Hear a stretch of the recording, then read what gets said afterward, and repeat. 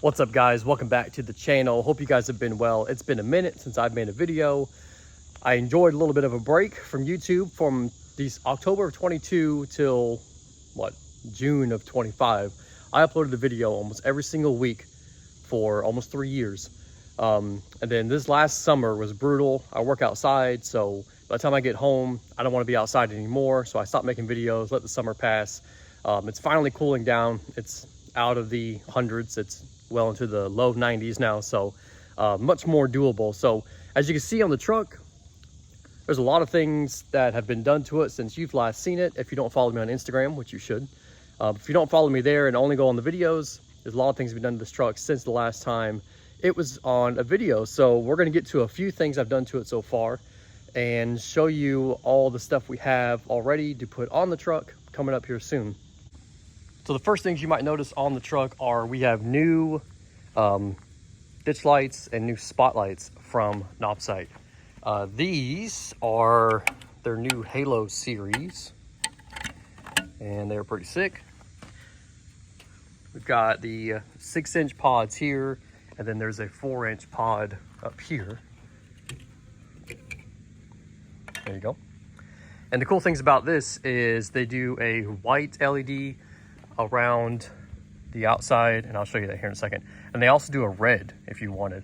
So I wired them into the cab of the truck. Don't mind my dirty truck. Right into here. So this top switch does the ditch lights. These are the spotlights. So if you wanted a white, you hit the W, and you'll have a white, kind of like a DRL kind of thing. And then if you want a red, obviously, red. All right, pretty cool. I like that feature. And then if you wanted the actual floodlight, turn that red off, hit the power button, and now she's beaming. These are insanely bright. I don't know the specs on them, but trust me, they're super bright.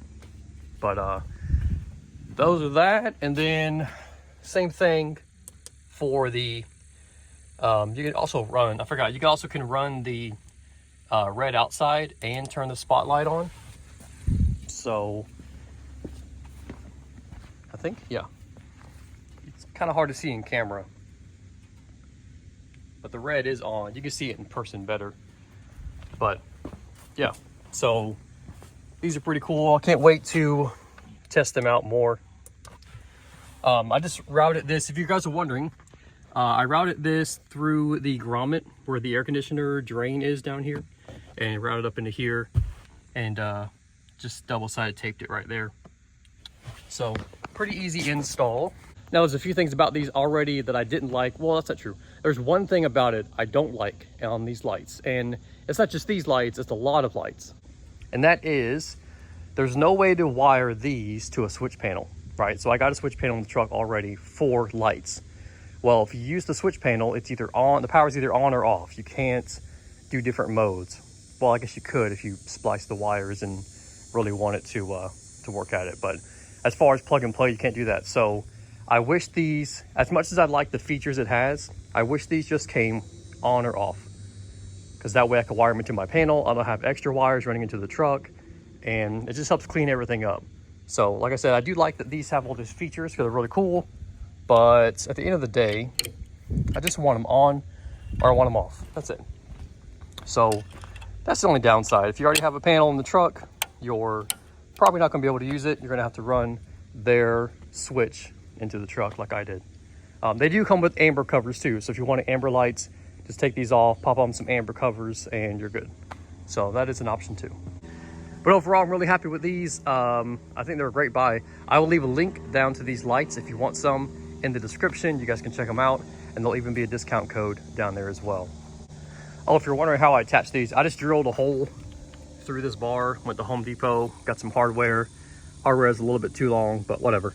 And just drilled a hole in there, sat them in there, and bolted them on with some lock nuts. But yeah, pretty easy install. Even I could do it. All right, next thing we've done to the truck is this solar panel from Lensun Solar. Now these panels are about 100 watts. They're made to go on the hood of your truck to trickle charge your battery so it stays topped off all the time. That's what its intent is. I mounted mine to the top of my tent. What I did was I ran the battery, or I'm sorry, I ran the wire from the panel. It does come with double-sided tape, and the double-sided tape is actually holding really, really well. This thing hasn't moved an inch, and it's already been through the ringer already. So I ran the wire down to here, zip tied it under the tent, ran it down into the bed. We'll open this up. All right, this is the last. I went camping a little bit ago, so there's a little bit of trash in here. So we'll pop our lights on. I don't know if you can see the battery back there. Let's see. Yep. A little bit of the battery back there. Anyway, there's a battery back there, 460 amp hour battery. Come on. Come on. There it is. There'll be a link down to this battery in the description too if you guys want one of those. This thing is huge. It's like 5,800 watts of power. So it'll run my fridge for months. And then we've got a 2,000 watt inverter. We just power on there, runs off the battery right back there. And we can plug in all of our accessories. So I did that inverter and the big battery so I can run our air conditioner so we can camp more than 4 months of the year down here in Florida. So we went camping about a week ago. I ran the fridge. It was over 100 degrees. I ran the fridge for almost 2 days straight. And I ran the air conditioner for about 12 hours. Battery only dropped down to 60%. So pretty good. One downside about this whole setup, and that downside is this panel definitely isn't big enough for that battery. It's been over a week since I've been back from the camp trip, and the battery has only gone up 10% in charge. So it took me a week of sitting in the sun. It pretty much sits in the sun from about 10 o'clock to, let's say, 6:37, because it gets full sun right here. And it's only gone up 10%. So this panel really is too small for the battery. Now, if you had like a 100 amp hour battery, this would be great. You probably could fully charge it within a couple days. But as far as a big battery, it's a little small for that. But I think it works pretty good. I don't see myself ever going on a multi-day trip where I need air conditioning every night. So if we just did like a heater or an induction cooktop, I don't think the battery would ever get 60%, in which case that panel would be fine. So yeah, if you guys want a panel like that for your hood, or to have it set up like I did, there'll be a link down in the description. You can get one, and it was a really easy install. It's literally just 2 wires and some double-sided tape. So pretty simple. And the last thing I want to show you that you probably already noticed is these headlights. These are the first aftermarket headlights for the 3rd gen. And I just put them in a couple days ago, and they are super sick. Let me show you how they look.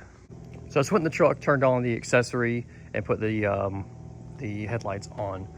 And they have a sick amber, like a daytime running light, which I think looks amazing. You also can change these to white. So if you pop the hood, which I already did. Come on.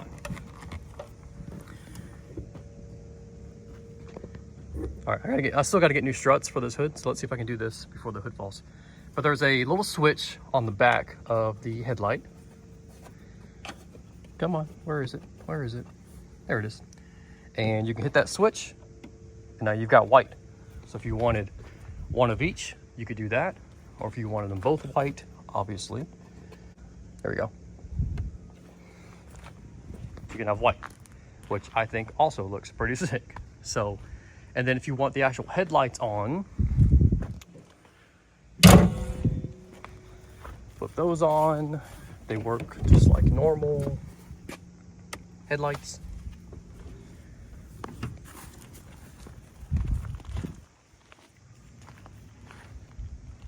Looks pretty dang awesome.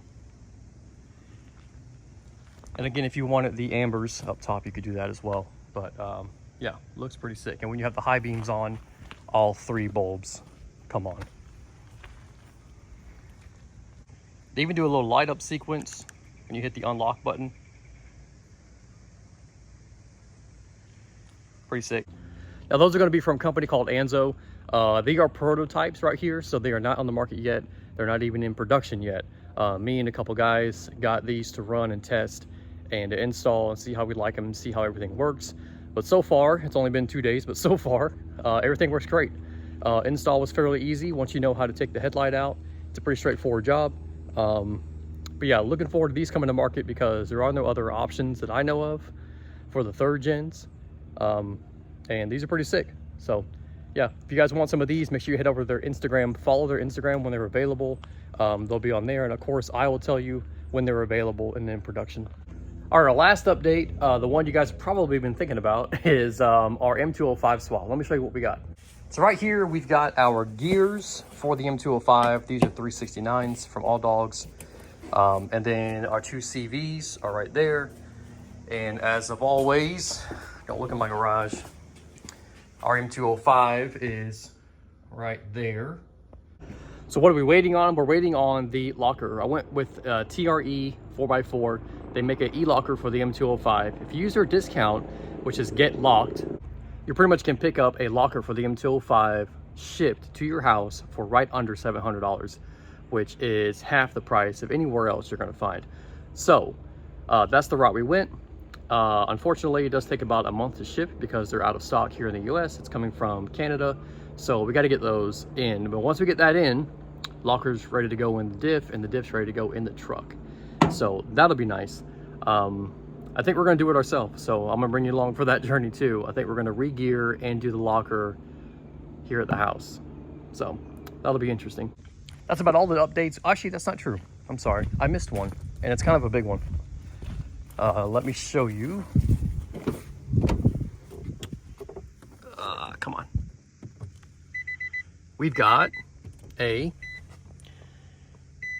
check engine light. I know I didn't turn it on, it's just accessory, but trust me, check engine light's on. So we have a evap code. Had my buddy come over with a scanner and we scanned it. It's just a minor evap code, nothing major. The truck runs just fine. So I did go by Nissan this morning and picked up a new gas cap, just in case that was the fix. I don't think it's gonna be, but it was the easiest and cheapest option, so I figured we'd start there. If not, there's a couple other things we can test, but yeah, we're gonna pop this on, give it a couple days, see if that light goes away. If it doesn't, then we'll move on from there. But yeah, pretty annoying having a check engine light on for something as minor as a minor evap. That's pretty much gonna be it for this video. I wanna give you guys a good update on the truck, everything we've added to it since my absence. And I do wanna make more weekly videos again. I want to get back into a schedule, so look forward to that. If you guys haven't already followed me on Instagram, head over there. I will put the name right here. It's at I don't even know my own name, 4WD Adventure with a Z, because somebody else already took the S. So anyway, that'll be down there. Head over there and follow me. You'll see all this stuff as it happens in real time. Don't have to wait on a weekly video. And yeah, we'll see you guys next time.